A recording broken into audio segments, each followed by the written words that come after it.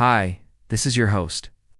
Brown bears are found across a large part of the northern hemisphere. The range extends from Ireland to Japan. They can be found in both mountainous and coastal regions, but why? Let's take a closer look.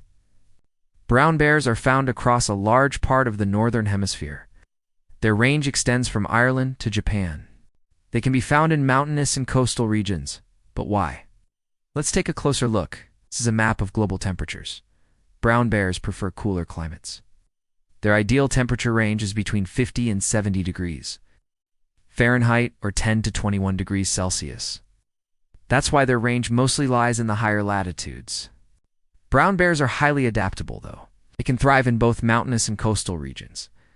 These areas usually have rivers and plenty of vegetation, which means there's lots of food.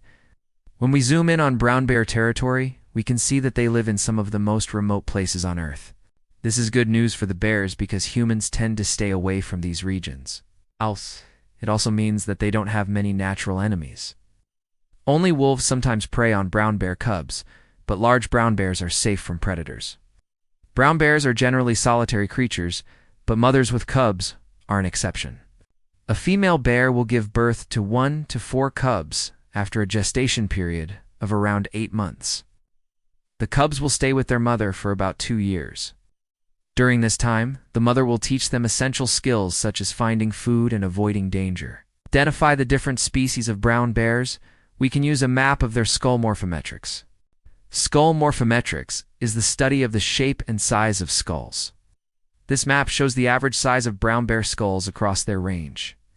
The largest skulls are found in the north, and the smallest skulls are found in the south. It's important to note that this is just an average. There's a lot of variation within species. For example, this brown bear from the Carpathian Mountains has a relatively small skull compared to its northern counterparts. This bear had to adapt to its environment in order to survive. Its smaller skull is more gracile, meaning it's less robust than other brown bear subspecies. This allows it to move more easily through the dense forest undergrowth. There are around 20 different subspecies of brown bear. Some are very rare, like the Syrian brown bear, which is found only in a small region of northwestern Syria. Others are more widespread, like the Gobi bear, which can be found in parts of Central Asia. So the next time you're watching a video about brown bears, keep their intelligence in mind.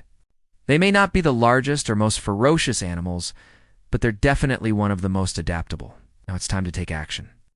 The number of brown bears in the wild has declined in recent years due to habitat loss and poaching. We can help protect them by supporting organizations that work to conserve their habitat, and by raising awareness about the threats they face. That's all for now. See you next time. Save wildlife. Subscribe and comment how we can protect bears.